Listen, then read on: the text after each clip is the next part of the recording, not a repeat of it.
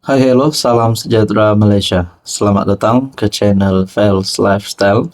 Terima kasih kerana terus setia dan terus bersama di dalam channel ini.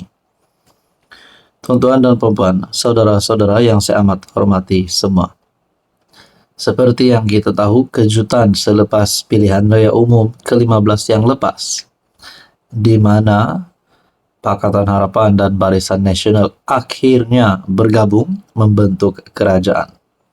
Namun sehingga hari ini masih ramai yang tertanya-tanya berkaitan dengan kerjasama di antara PHBN ataupun kita boleh sebut UMNO dan DAP. Adakah terdapat sebenarnya isu dalaman yang ramai tidak tahu? Nah, itu hanya pertanyaan. Saya melihat dalam satu artikel menurut Dr. Ashraf Wasdi Dusuki. Di dalam kenyataan ini bertajuk dengan 148 kerusi DUN pun,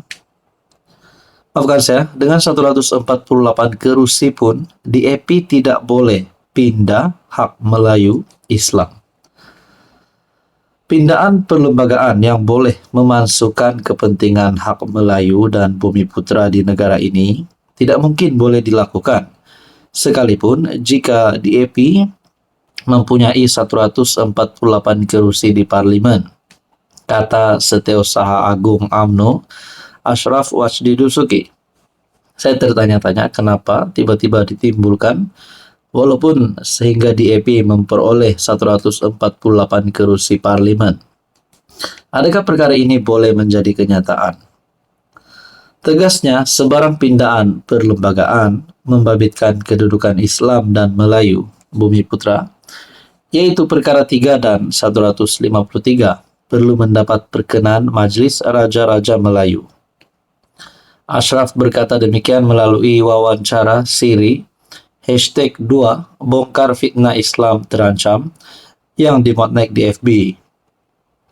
Sejak membentuk Pakatan Kurang Mesra selepas perseteruan politik berdekad-dekad, kedua-dua UMNO dan DAP sering mendapati diri mereka berada dalam kedudukan mencabar untuk mewajarkan perkongsian mereka kepada penyokong masing-masing.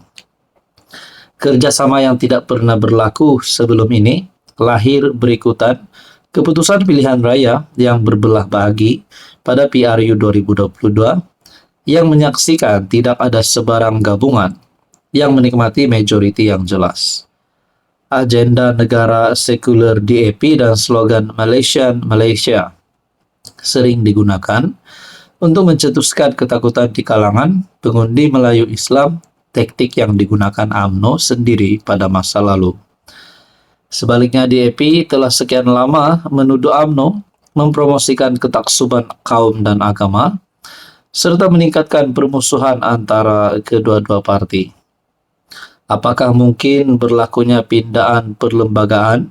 Kata Ashraf melontarkan soalan retorik itu semasa temu bual tersebut. Tidak mungkin kerana hendak pindah perlembagaan mesti ada 148 kerusi. DAP hanya ada 40. Mana mungkin untuk memindah perlembagaan? Katanya menjawab soalannya sendiri.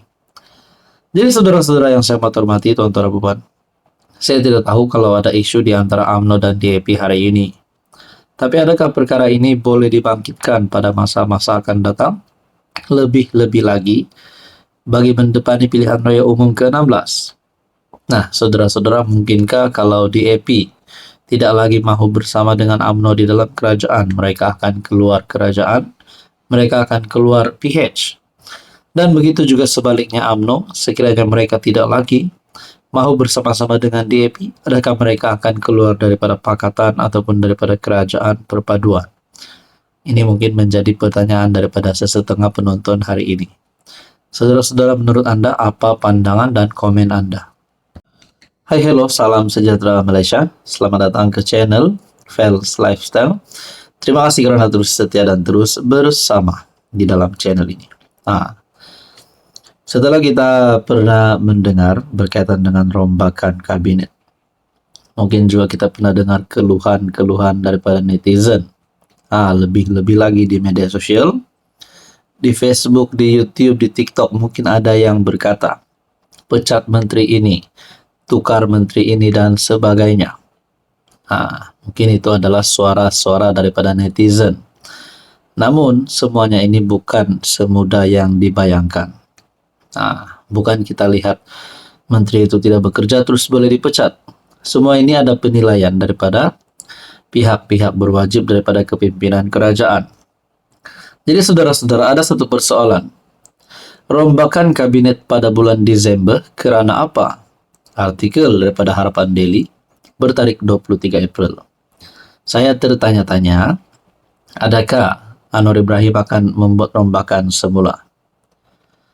Kekosongan portfolio Menteri Pelaburan, Perdagangan dan Industri yang kini dipegang oleh Tengku Zafrul dalam bulan Desember dilihat sebagai alasan yang akan membolehkan PM Anwar melaksanakan rombakan kabinet pada bulan Desember.